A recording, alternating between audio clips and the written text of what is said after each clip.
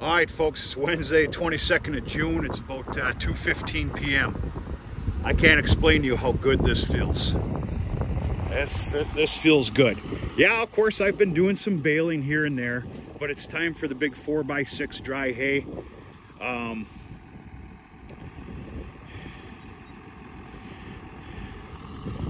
There might be a rabbit in there. I want to put things into perspective for you. I just got done spitting out 26 bales and a quarter. Let me explain that.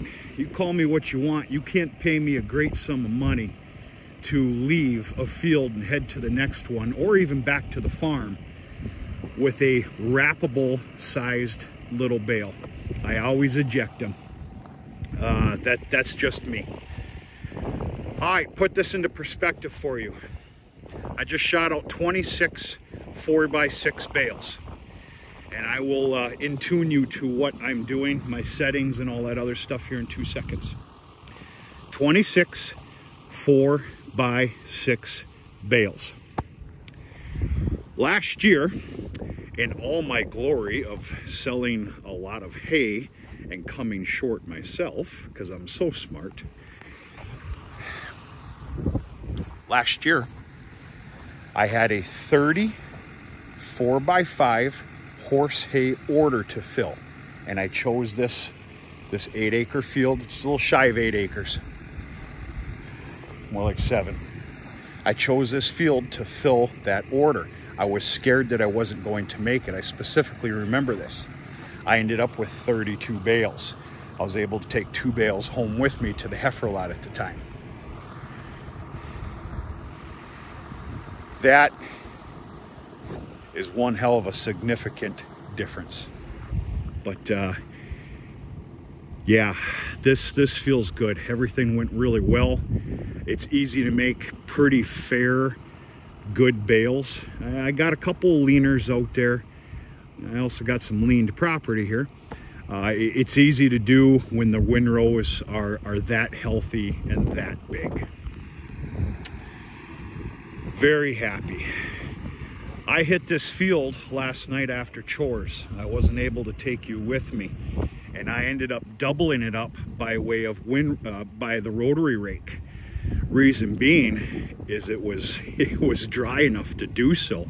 In fact, if I would have hit this with the rake at noon yesterday, I could have baled it last night, but no harm, no foul. I'm glad I did things the way I did yesterday, because now we're about to go out to the monstrous grassy alfalfa field, which needed to be second. That field has predominantly a hell of a lot more alfalfa in it, so of course it's going to take it a little bit longer to dry. So yeah, very pleased, very pleased. Okay, what are my settings? Not telling you what to do, I'm just telling you what I'm doing. Pressure settings. I run it at the 2:30 o'clock position. Red line is 3 o'clock. I've got no need, want, nor will to be running this on the brink of red line. I did last year. I'm going to talk about that. My monitor's set for 71 inches. By the time I'm done and I stop, and as it calculates and everything else, I'm spitting out a 72 to 72.5 inch bale, mainly because of the big, monstrous, heavy crop here. If it was lighter hay, that wouldn't be the case. So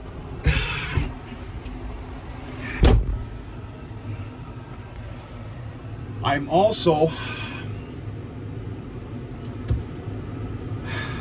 I forgot to fill up a water jug before I left. I'm pretty pissed off about that. I'm not going back for one. I gotta go. Net wrap. I am putting on 2.3 wraps of net wrap.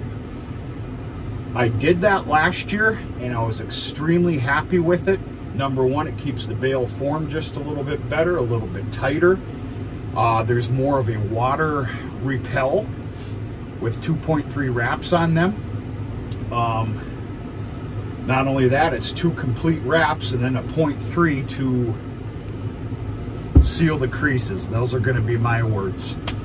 But that's what I'm doing. This big, thick, heavy crop here, I was running in B2, which is about,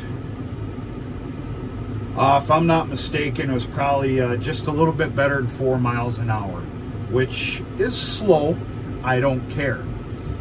I kind of adopted something this year, and it was about, actually I adapted it no more than about 2 weeks ago. I needed a grave reminder to slow down and use this just a little bit more instead of this, if that made any sense to you. The little things matter. Slow down, stop, look at what you're doing and how you're doing it. I'm not preaching at you, I'm preaching with you. I needed a kick in the arse. What's it been, a week and a half, 2 weeks ago? One of the things that I adopted with that was the little things matter. For example, running the pressure setting. I ran it at Redline last year many times. There's no need for that. Not to mention, most of my spearing work that I do is a double spear, and if they're tight, it's hard as hell to properly spear and move these bales with a double spear. There's no need in running Redline. You know, the whole 2.3 wraps, grand scheme of things, I know a lot of people that only wrap, 1.5, and they get away with it, and I probably could too. It costs me a little extra money, but I think it's worth it at the end of the day. Yeah, the little things, like leaving some hay in the chamber. That's a big no-no in my book. Now, to be honest with you, if I was close to the farm and my day of baling was done, which it's not done, I'm heading to the grassy alfalfa field now, and I will take you with me for a little more of an action type video. If I'm close to the farm, yeah, I'll wrap it and I'll leave it inside the chamber, and I'll hurry up and head to the farm. I'll eject it there. It's just easier. But it'd have to be that easy for me to do it. Paying attention to some of the simpler things, like yesterday's raking. It's possible 5, 6 out of 10 people would not have done what I did yesterday. It cost me my entire afternoon. It cost me, another hour and a half or so in the evening. I don't care.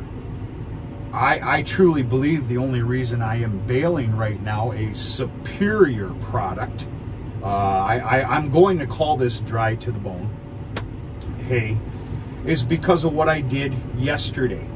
I can't explain to you the amount of feed that is here. What did I say, 26 bales? That's a hell of a lot of feed. And the story's kind of changed here. I'm going to need that feed. Immediately starting tomorrow, I'm shutting down all grazing for 5 days. Just 5 little days that are going to mean a lot. It's the little things. I sound like a stinking counselor right now. Trust me, listen to half of my garbage. I'm fairly happy with the regrowth of the paddock grazing system. I am. It could be better. I'm going to give it 5 extra days. In these 5 days, we're supposed to get 2 rain showers and just 5 extra more days of sun and a little bit of rain. It could be huge. Now, it's going to cost me. It's going to cost me 10 round bales of hay, if not 12. And it's also going to cost me corn silage. That's another thing. I have decided, I'm all over the place here. I've decided to stop corn silage, even to the heifer lot and those open heifers that are about to join them. I'm stopping all corn silage. I'm going to tarp what's left after these 5 days. It's going to be left for winter feeding, which will be a substitute in addition, excuse me, of feed of all of November and December to the cow herd with what's in there. That again is significant. So yeah, in fact, I haven't run the silo for 5 days. Tomorrow morning when I do so, I'm gonna have to park the manure spreader underneath it for at least 2 rounds. Maybe get away with 1. The cows are greedy, they'll eat some corn silage that isn't, you know, exactly perfect, but at least 1 round, which is a lot of feed. So that's all I got to say. I'm real happy with what's been done here today, and it's just started. I don't know if I made the comment or not to you, but I made it to myself that today is over a 100 round bale day. That will not be the case. There's not going to be 74 bales out. Well, shit, I don't know. We'll see what happens. I'll take you with me. But a big day nonetheless for me, and a pile of feed. Every bale matters. Every bale. But you know, you need to be smart about it and not sell a whole bunch of hay during the year so that you end up buying hay the last month and a half of feeding, which is what this dumbass that you're watching right now did. You know, it just makes great financial sense, you know. We live and learn. The easy excuse for myself is I have to learn the hard way. And normally the hard way for me is expensive.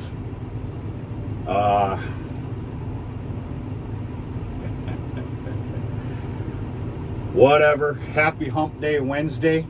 I'm going to turn this on after I get rolling out in the other field, and we'll do a little bit more of an action type video. So, got to get my butt in gear. We're going to talk to you much sooner than later.